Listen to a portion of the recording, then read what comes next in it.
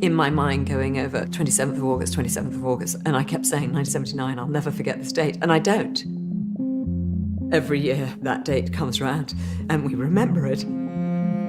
40 years ago, Lord Mountbatten, the great-uncle of Prince Charles, was blown up at sea by the IRA at Mullaghmore off the west coast of Ireland. By killing Mounbatten, you sent ripples around the world in a way which no other assassination could have achieved. No member of the British royal family had been murdered by terrorists within living memory. At the time, I could not imagine how we would come to terms with the anguish of such a deep loss. 3 others were killed on the boat, including 2 teenage boys. There was a mighty bang, a huge crack like thunder, and I immediately said, Paul is dead.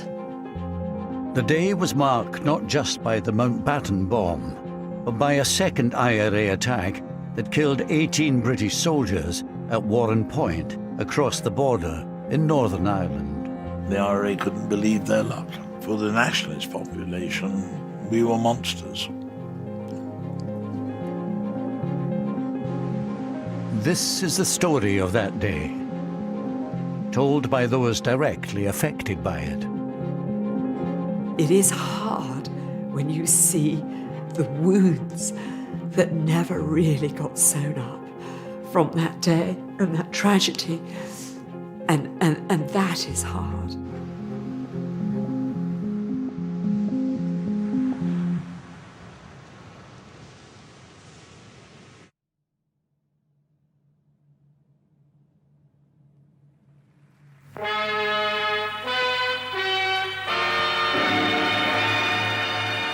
In a few minutes from now, I'll know whether or not we're going to succeed in telling the exciting story of a man whose courage and daring in the war and far-ranging influence in peace have significantly contributed to the shaping of this century's history. The man I'm after has no idea that I'm going to be there. I remember going to the studio. I remember the dress. I had to wear my sister's hand-me-down dress, always a hand-me-down dress. And my thanks to Lord Brabourne, John Barrett. We even had Princess Anne's underwear, I remember one year was handed all the way down to us. Admiral of the Fleet, the Earl Mountbatten of Burma, tonight this is your life. What do you mean? Inside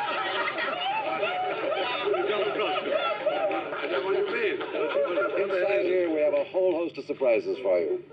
Amazing that they managed to pull that off.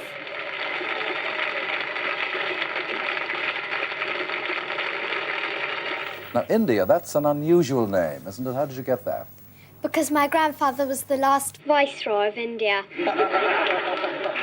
Because my grandfather was the last Viceroy of India. Of course, nowadays people say, what's a Viceroy?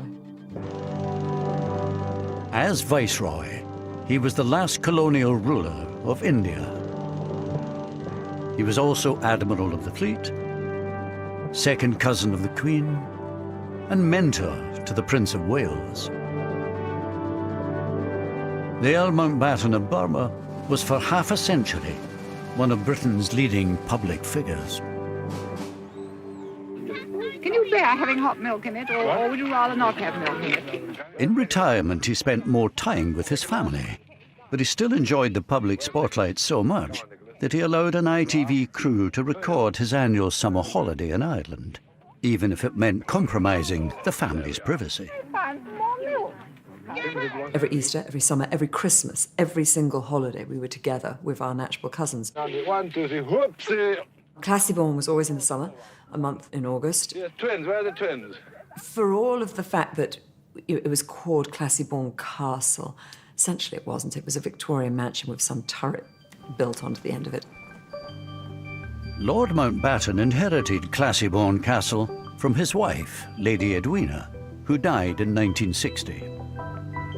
There were so many wonderful traditions.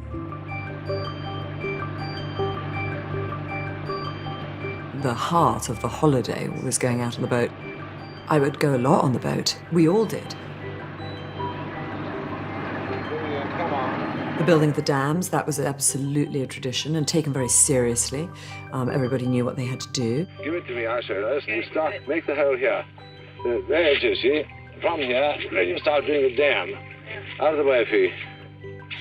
You see, he was admiraling, wasn't he? No, put it this way. Go on, do as you're told. Do as you're told. Yes, I did. There we are. There you are.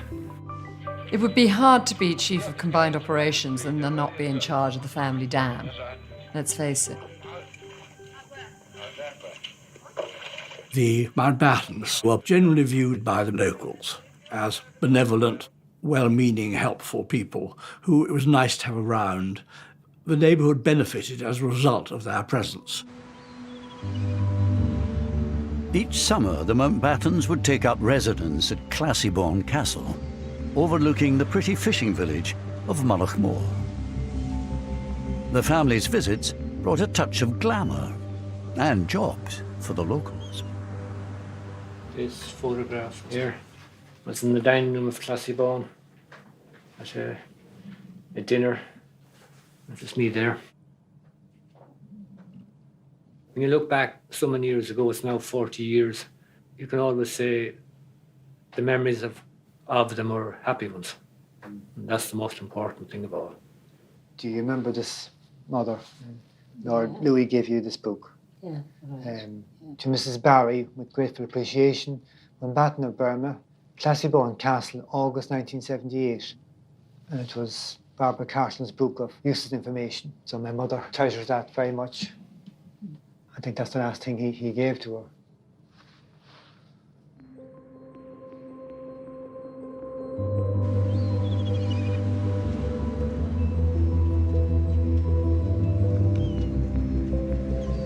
The Mounbattens were not alone in their attachment to Mullaghmore. There are my 3 children at Mullaghmore. That was Paul and his 2 sisters. Mullaghmore was a popular holiday destination for families from Northern Ireland, as well as the south, and the Maxwells from Inniskillen had their own cottage there. We went down there during the summer holidays for 2 months every year, and the children enjoyed it immensely. I particularly like this one with Paul. That summer, 15-year-old Paul Maxwell landed his dream job looking after Lord Mounbatten's boat, Shadow 5. I think they had a nice relationship. Paul would sometimes stay on the boat afterwards with Mounbatten and they would talk. And he told Paul about going into the Navy. And he said, you know, I went into the Navy when I was 12 years old. And I saw active service when I was 16. And Paul said to him, were you not frightened, my lord? And he said, yes, but you didn't show it. And you can see Classybourne in the background there, in the distance. Classybourne itself had been a fairly early example of what you might call sort of English colonisation. In a sense that quite clearly they were intruders. The Irish obviously resented Britain as such and wanted us out. The Mounbatten summer retreat was in County Sligo, in the Republic of Ireland. Mullaghmore was only 13 miles from the border with Northern Ireland, where in 1969 a bloody conflict broke out.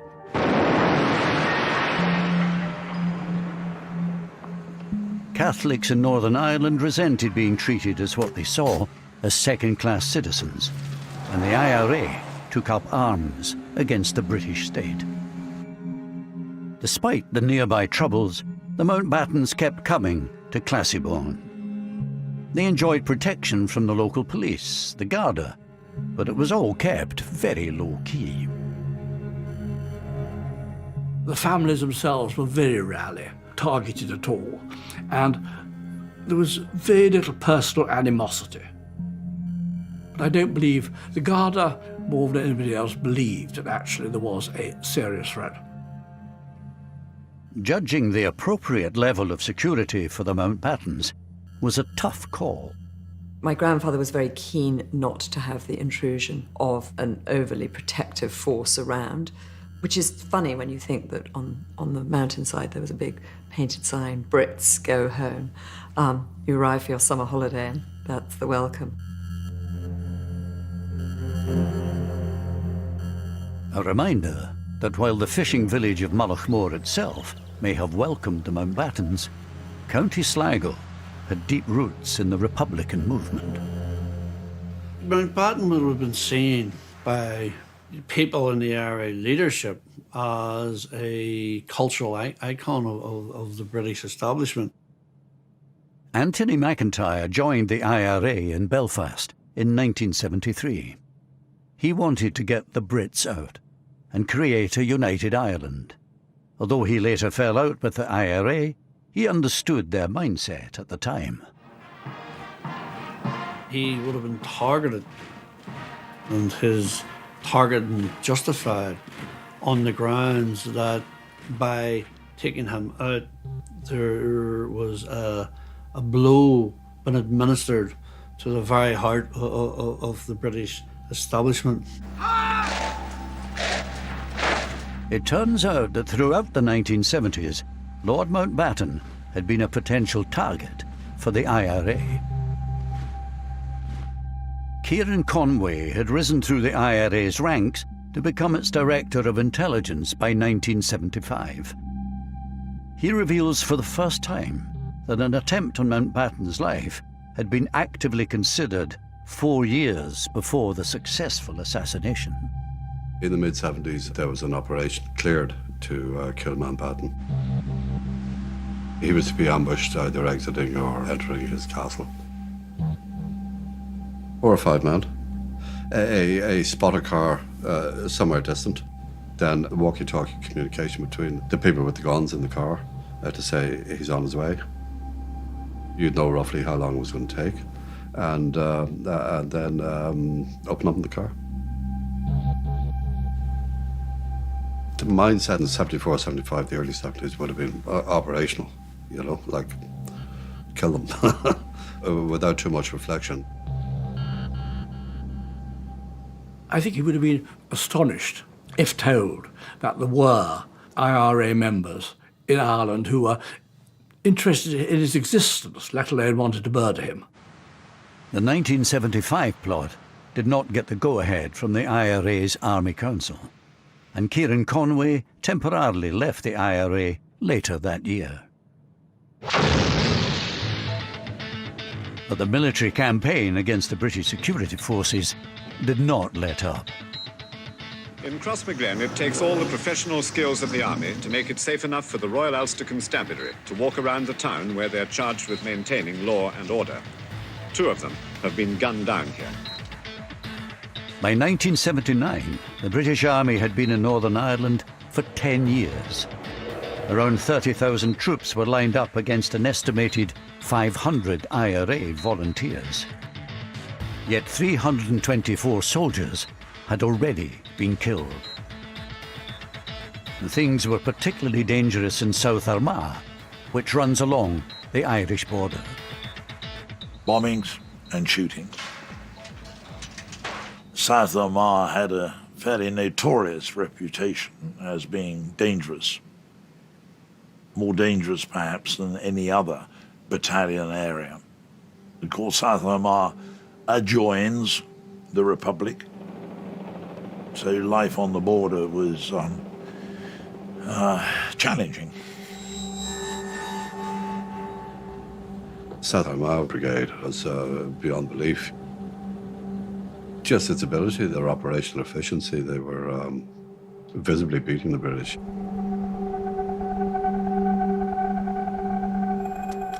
In the summer of 1979, the South Armagh Brigade was plotting 2 of the most ambitious attacks of the IRA's campaign so far. One in Warren Point, the other just south of the border in Mullaghmore. There, during the night of the 26th of August, the IRA planted a remote-controlled 50-pound bomb on Lord Mounbatten's boat, Shadow 5, sitting unguarded in the harbour.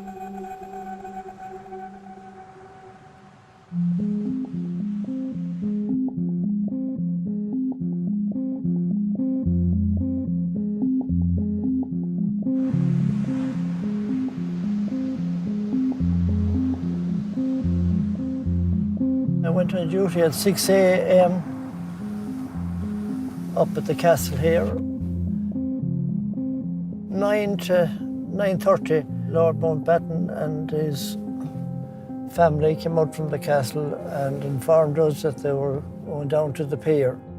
So we got into a patrol car and we escorted them. In this unique photograph taken just 24 hours earlier, showing the family and staff outside Classiebawn, all the members of Lord Mounbatten's boat party are present. His son-in-law, Lord Brabourne, and his daughter Patricia, their 14-year-old twin sons, Timothy and Nicholas Knatchbull, and their 83-year-old grandmother, Doreen, the Lady Dowager. The only non-family member on board was the 15-year-old Northern Irish boat boy, Paul Maxwell.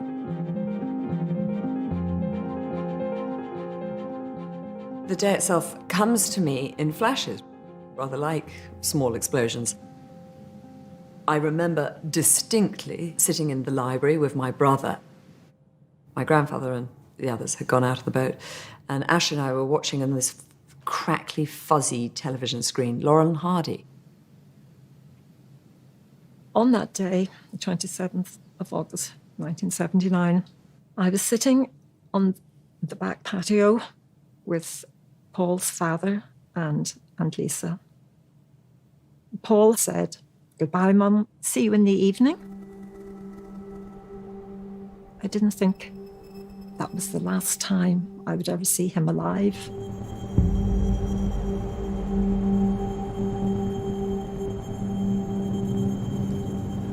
Beautiful morning it was, sun was shining. They left Mullaghmore Pier and travelled out to where they had some lobster pots.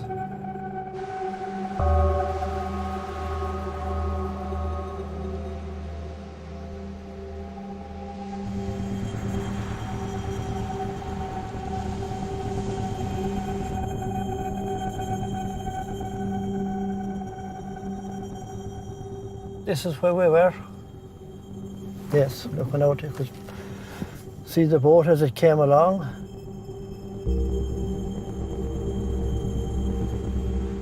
Dennis Devlin was a 15-year-old whose family came to Mullaghmore every summer. Their caravan was parked just off the coastal road.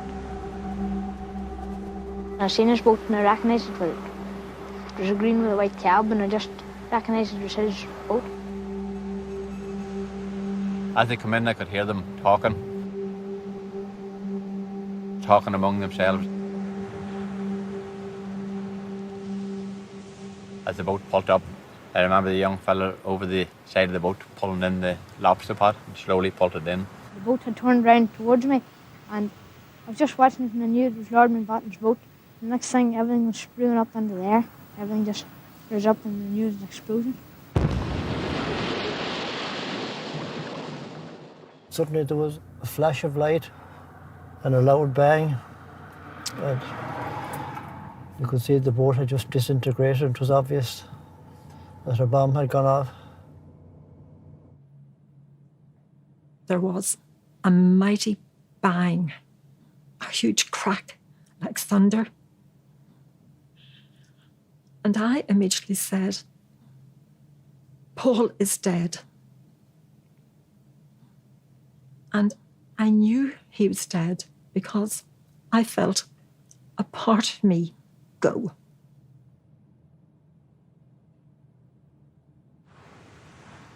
My brother, sister, and I were taken into the study, and before anything, we were asked to take these pills with a glass of water. I'd never taken a pill in my life before.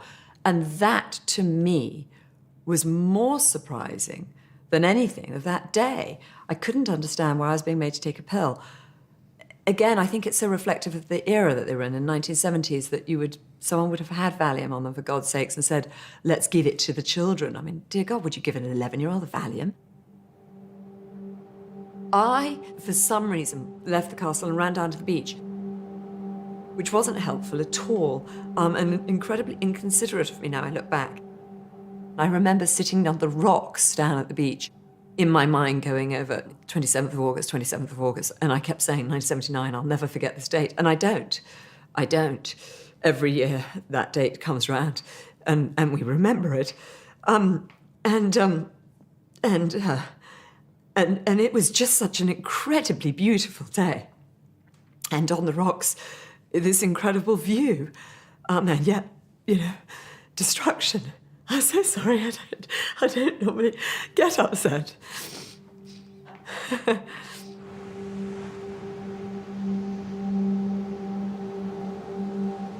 I remember it very vividly, every moment of it, really, from the very start to the very end of the day, and I think I'll always remember it. Lord Mounbatten's boat had exploded, so immediately I got two friends and we went out on the boat to see what we could do. And we arrived there, and those other boats that were in the near vicinity, they were already lifting the survivors. And at what point did you realise that Mounbatten himself had been killed? I think when we actually took him from the boat that he'd been brought ashore in and brought him to the ambulance, that's the first that I realised that he had actually been one of the fatalities. He was one of the first who was actually taken ashore.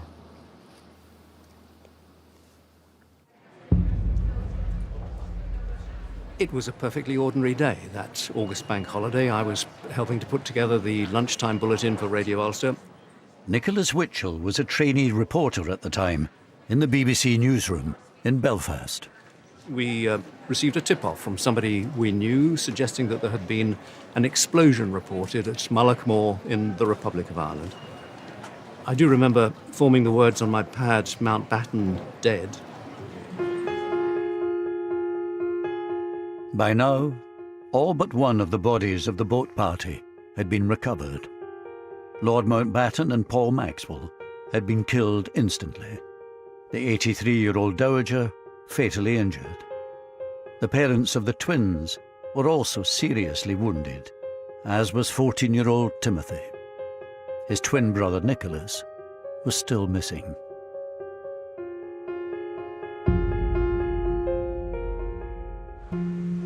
We could see this beautiful blue azure sea just off to the north end of the little peninsula which Mullaghmore is. We could see a lot of debris, splinters of wood. It was fine debris, quite fine debris it was.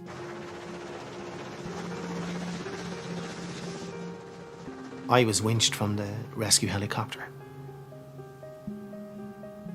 I was placed into the water beside what looked like the bubble of an anorak.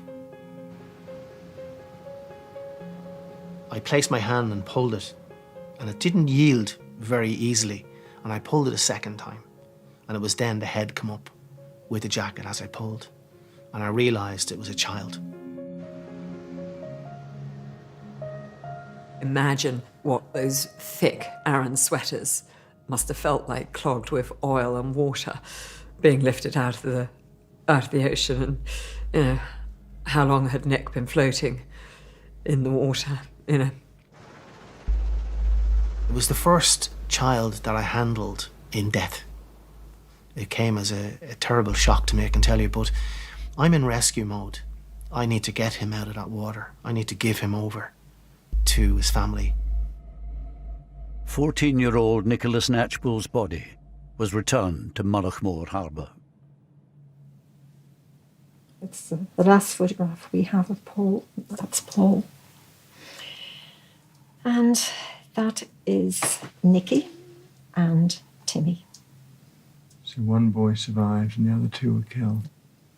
He survived because he was up on the roof.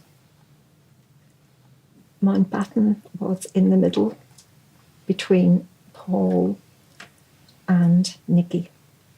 And so they got full blast.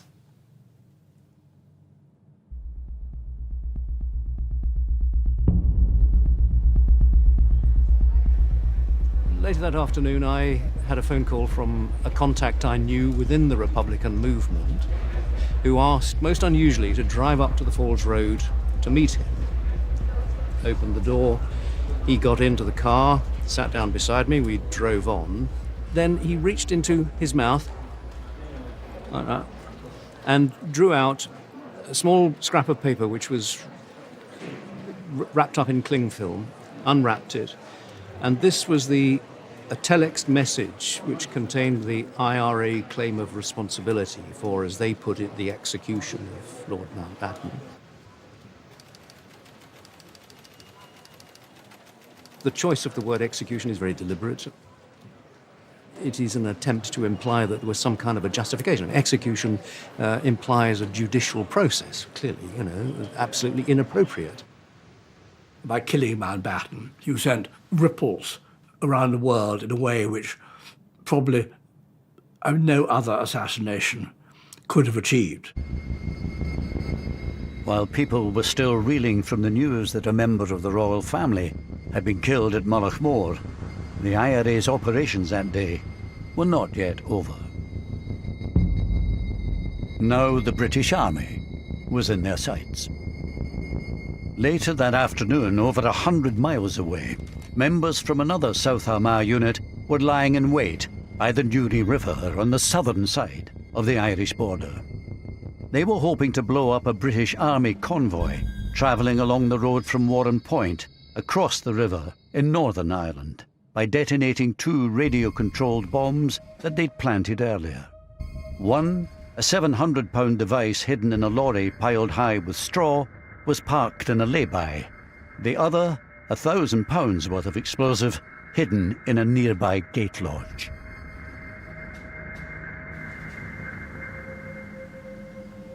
Travelling down, I remember messing about with a car behind us. Tom Caughey was a local boy from Newtonards who had joined a parachute regiment at 18, as his father had before him. That day, he was a passenger in the lead vehicle of the 2-truck convoy. We had a packed lunch and we had oranges and we made little teeth out of the orange, and there was a car with a lady and kids in it. And we were smiling at them, that type of banter. 10 minutes later, we were blown up.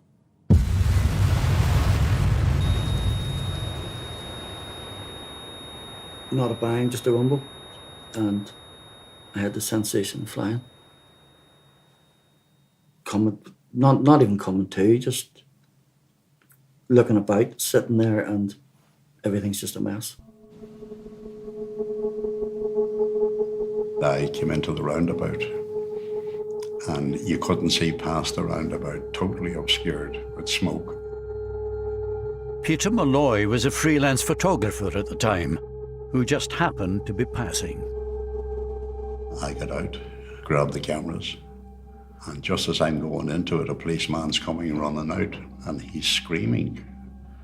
He says, don't go in there, they're all dead. I just put the camera into autofocus and I just shot generally. The first thing I saw was a long wheelbase Jeep, and there were soldiers in that, and one look told you they were obviously dead. And the heat, you couldn't really go too close to it. Everything was burning. And my legs were on fire. No, I couldn't move. And the next thing, the guys were on me.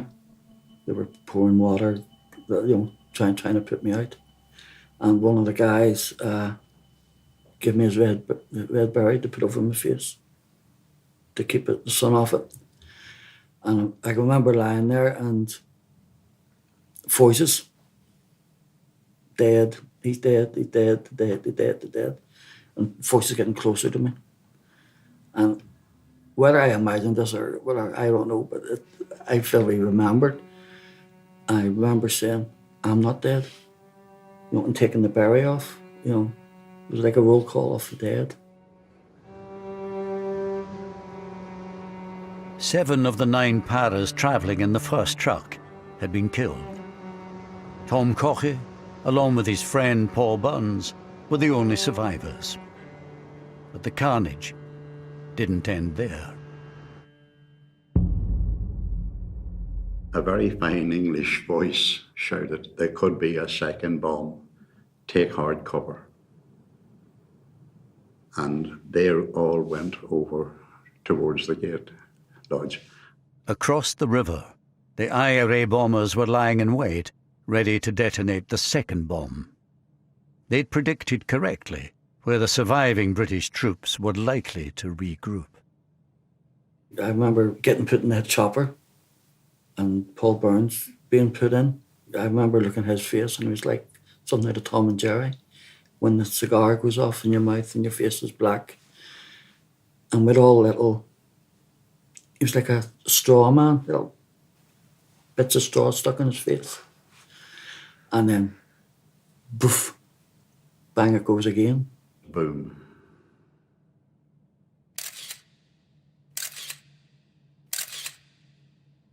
I was thrown back and I got up again and it was over. Basically, it was over.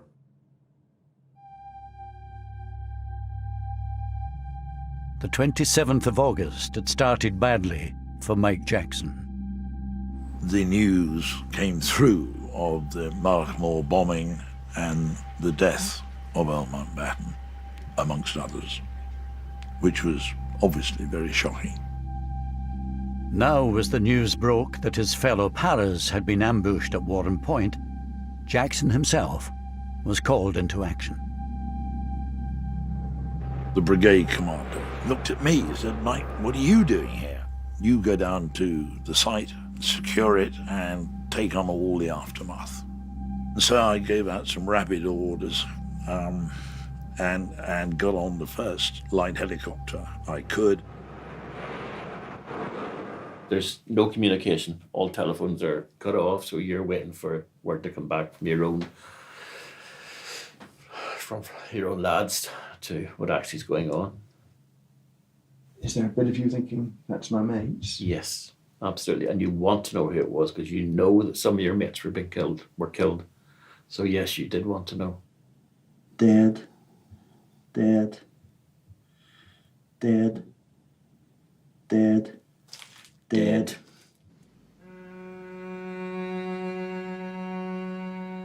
A further 11 British soldiers had been killed in the second explosion.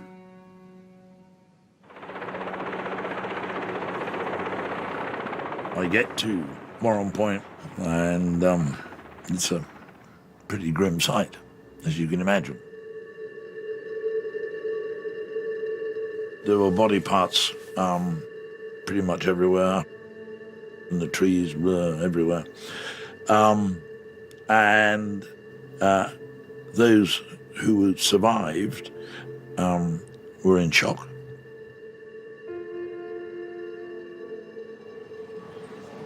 It was absolutely obvious, right from the earliest point, that this was a death toll on an exceptional scale.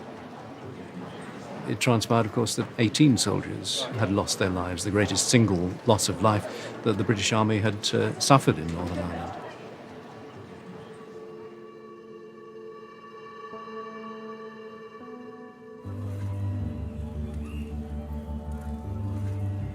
Theirs were not the only lives lost that afternoon at Warren Point. Barry Hudson had been getting ready to go to work at the family's funfair business in Omeath, on the southern side of the border. He had been joined that summer by his 29-year-old cousin from England, Bill. All of a sudden, we heard this thump, right? And I remember Bill saying, "Oh, what was that?" And I said, "It sounded like a bomb." He said to me, "Could you bring me down? Let me have a look." In the mayhem following the two bomb blasts, the surviving paras spotted the figures of Barry and his cousin Bill on the other side of the river and wrongly imagined them to be the IRA bombers. I could see the lorry burning, one with the hay on it. For a time you could see the soldiers coming in along the road there in the jeeps. You could see the red berries and that, you know, and I heard the ground being struck. And then I felt my arm like a stone hitting it. I thought it was something, a stone maybe or whatever. And it was bleeding. And then there was more. So So I turned and Bill was standing over there. The car was just parked up there and he was standing to the right, we'll say. And I shouted at him then to get down. And then you could hear more guns and branches cracking and that. So I ran like hell. And zigzagged up that lane. Seen it in war film. I always thought it was a load of baloney, really, because you couldn't escape that. But I did. Then it all stopped. Dead quiet.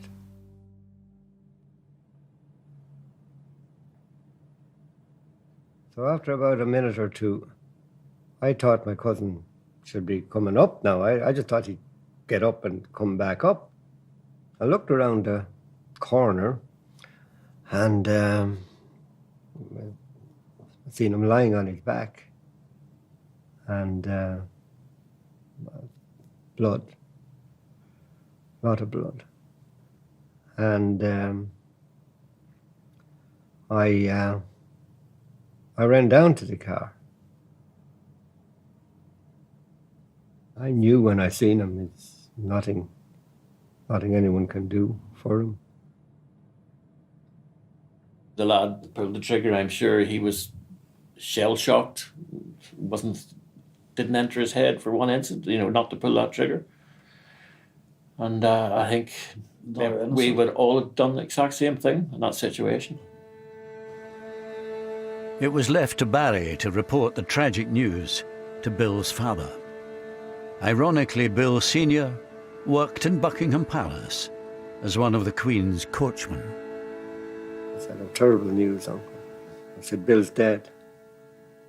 "Oh, dead? Huh? What happened? How'd he dead?" And I said, "He got shot." I said, "How'd he get shot?" Terrible. Terrible. Just one of the worst moments of my life, actually. Something I wouldn't want anyone to have to do.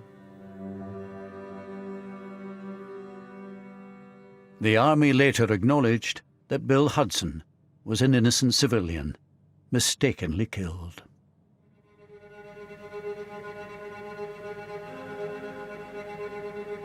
This multiple killing, the worst the security forces have ever suffered in Northern Ireland, coming as it does after the Mounbatten tragedy, must serve to only further heighten tensions in Northern Ireland. Word quickly spread of how meticulously planned the IRA operation at Warren Point had been. Anthony McIntyre was an IRA volunteer locked up in the Maze prison at the time. I thought it was impressive.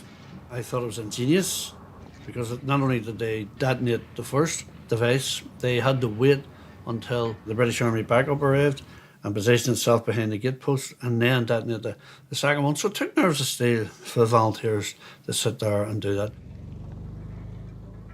It was absolutely militarily fantastic. Brilliant. I don't want to say the word fantastic, but, But the big bonus that they had, that they didn't normally have, was they were in a different country. They had no need to run away. Yeah, they were in the south. They were in the south. And that's why they could take their time. You take advantage when you can, and they did.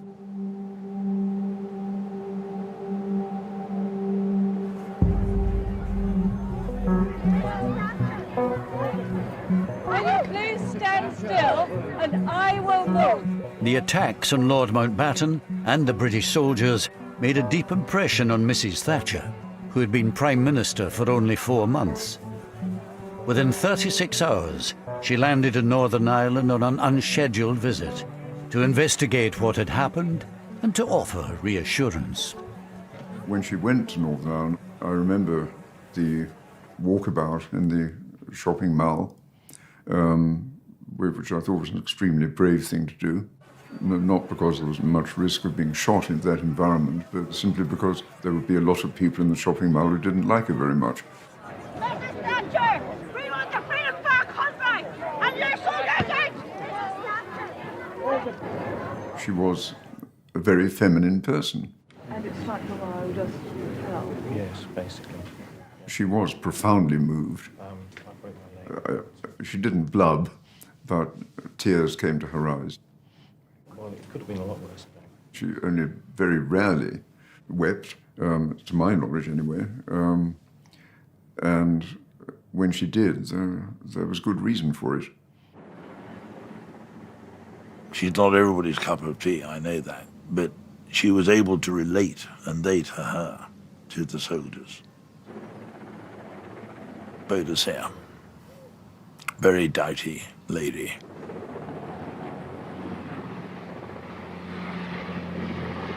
I think in terms of significance for Margaret Thatcher, knowing as we do what we do about her personality, I'm sure that it actually made her even more determined to resist.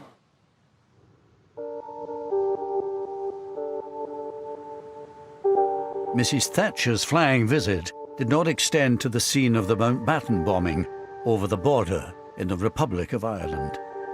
Here too, the events of that day had made a huge impact. While it was recognised that the IRA had pulled off 2 audacious military operations, in PR terms, opinion was divided.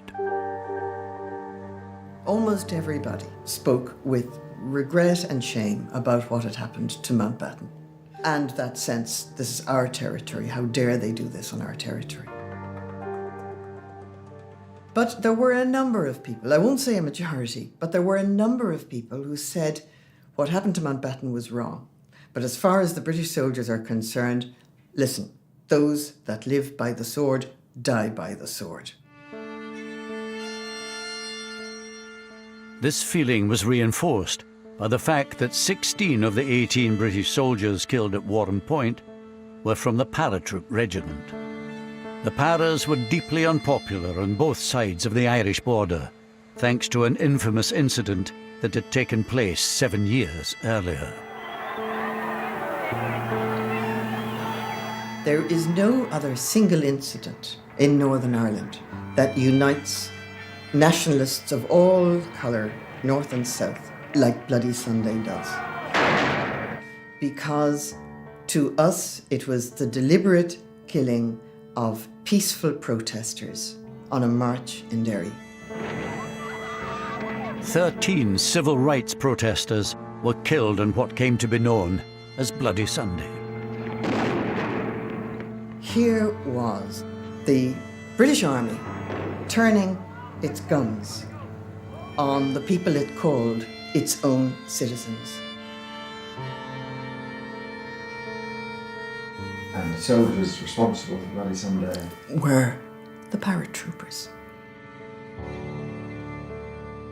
So there was a particular feeling of general dislike towards the paratroopers. This dislike was felt particularly strongly by the IRA volunteers locked up in the Maze prison at the time.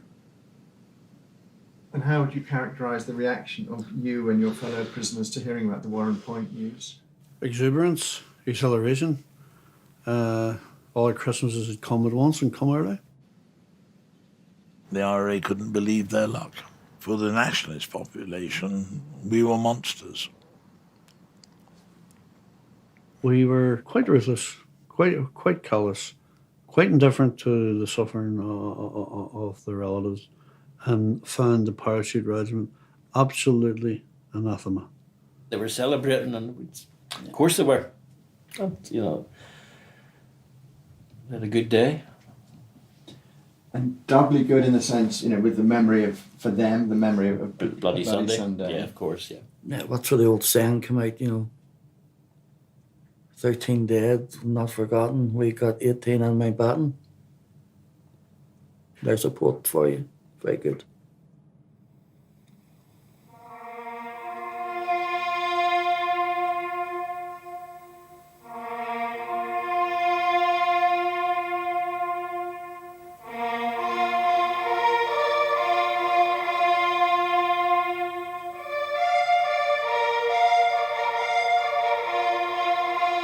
That funeral was extraordinary.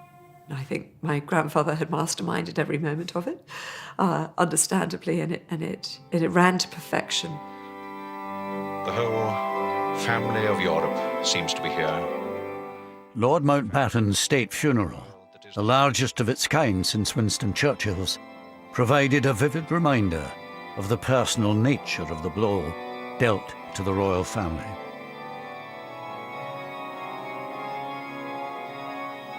Two granddaughters, and the girl that bears the name of India, and Miss... We know my grandfather's murder was a complete shock and very devastating to the Prince of Wales because he fulfilled a role, and that role was then taken away. So I think he probably felt that more than most, the loss, my grandfather's murder, and in such a brutal way.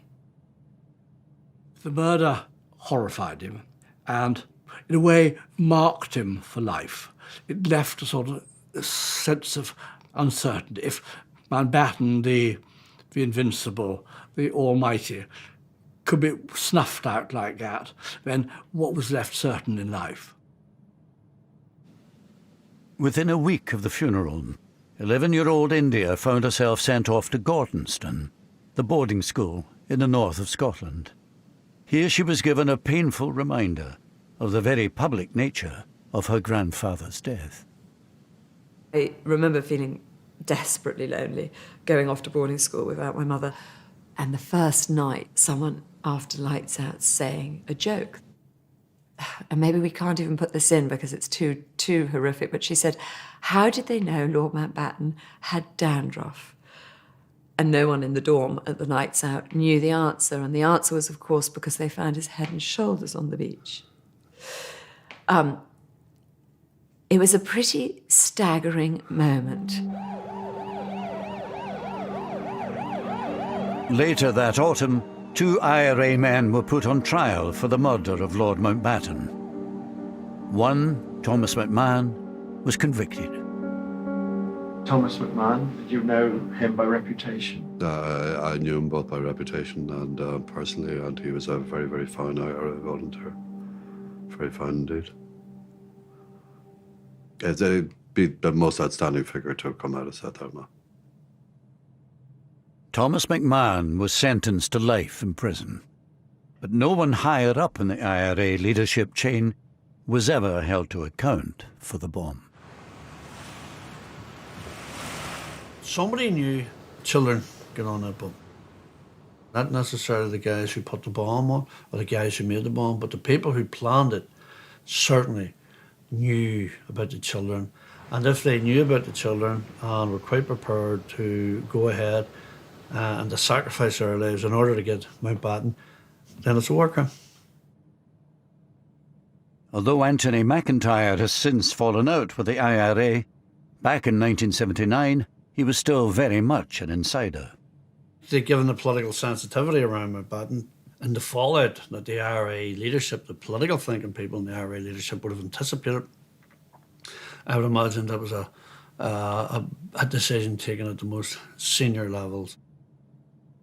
Kieran Conway, who temporarily left the IRA in 1976, is in no doubt as to who was in charge at the time of Mountabatten's assassination. I've absolutely no difficulty in saying that in 1981 when I rejoined, and I wouldn't have said that until Martin died, that McGuinness was chief of staff. And your clear understanding was that he had been since 78? Yeah. Ultimately, as chief of staff, it would be McGuinness's responsibility, that operation. Yeah, that's right, yeah. Oh, that's the way it works. I mean, if you're the boss, you're the boss. You take responsibility for whatever goes on.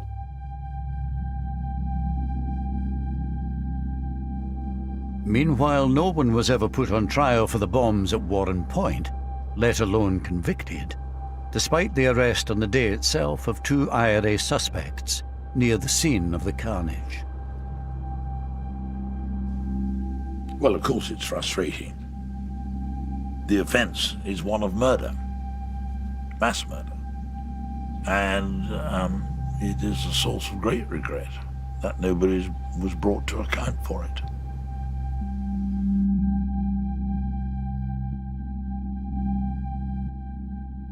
In these past few days, the irresistible force, the political will, has met the immovable object, the legacy of the past, and it has actually moved it. It took another 20 years after the Mounbatten and Warrenpoint killings, but peace was finally established in Northern Ireland by the British and Irish governments at the Good Friday Agreement in 1998. This agreement is good for the people of Ireland, North and South.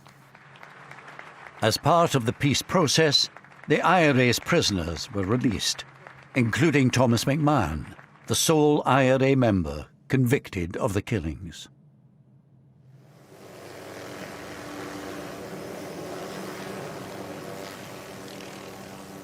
The idea of reconciliation has lain at the heart of the peace process. And there we get a first glimpse of the Queen. In 2012, the Queen came face to face with the man said to have been ultimately responsible for the assassination of her second cousin. You really did have to just pinch yourself and think, can this actually be happening? That the head of state of the United Kingdom and the man who, without doubt, was one of the leaders of the military, the offensive side of the Republican movement, who may well have had a hand in planning Mullaghmore or certainly signing off on it, that they were standing together was remarkable. The symbolic strength of that shaking of hands was enormous. It was one of the most powerful things that she could do. And she did it even though personally it may have cost her something. But it was terribly important that that was done. Only she could do it, and she did it. She's a more admirable person in the transaction, I think, you know. I think it was more difficult for her than for him.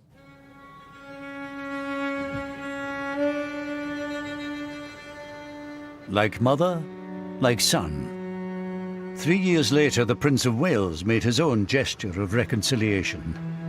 The events of 1979 had come as a double blow to him. He was Colonel-in-Chief of the Parachute Regiment, which had lost 16 of the 18 soldiers killed at Warrenpoint.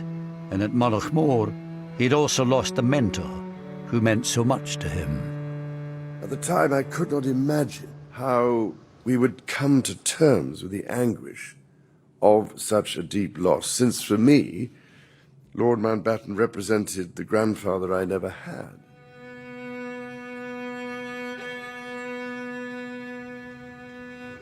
The poet Yeats once wrote, "And I shall have some peace there, for peace comes dropping slow." As a grandfather now myself, I pray that his words can apply to all those who have been so hurt and scarred by the troubles of the past. Problem with peace is you have to keep working at it. It's not a passive thing. It is always going to be a continuing responsibility on all of us in these islands to make sure that the conditions in Northern Ireland do not encourage the breakout again of sectarian tensions. We do not want to go back to that. So it's not a matter of peace dropping slow. Peace has to be worked at damn hard. 2 years ago, Martin McGuinness, the man widely believed to have been the IRA Chief of Staff at the time of the bombings, died. According to Buckingham Palace, the Queen sent a private letter of condolence to his widow.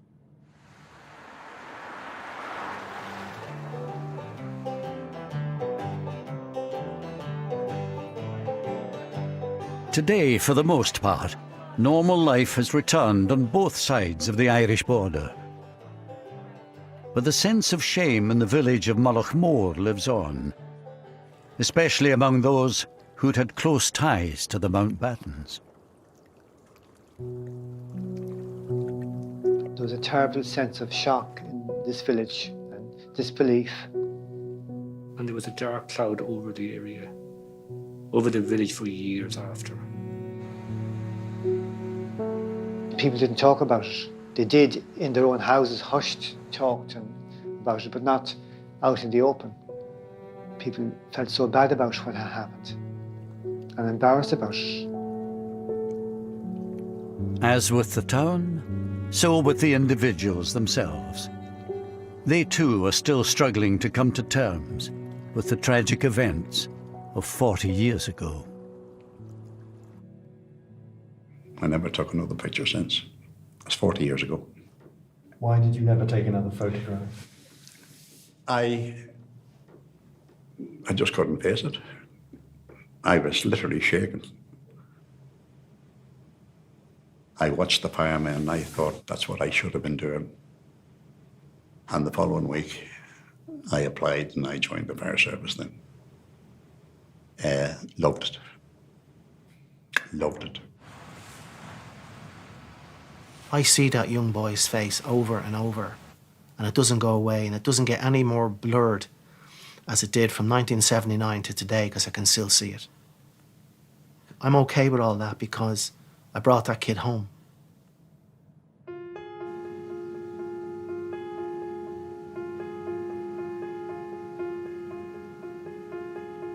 That's 40 years ago now.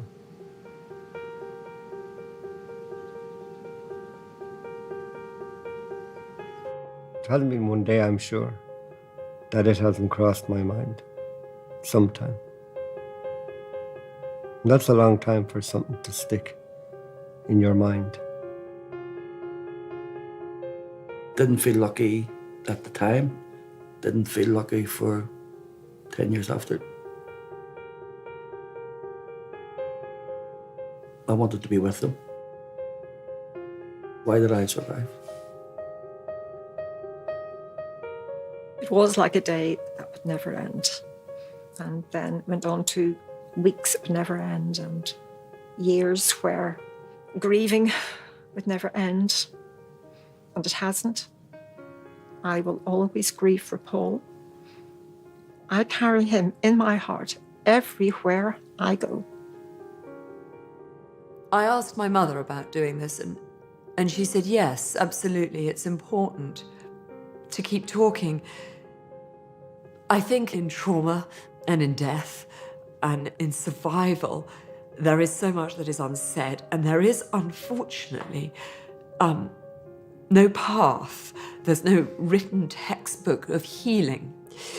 And so in amongst my 7 cousins who I am and remain close to, and my own siblings, everybody coped very differently. And some didn't cope well. And of course, we're seeing the side effects of that even to this day. And the damage that was done was so much deeper than any of us could ever have imagined. And adult lives are still being horrifically disrupted. I certainly try not to hold resentment in any way, and that's hard. But forgiveness, I think, is important. One has to move on.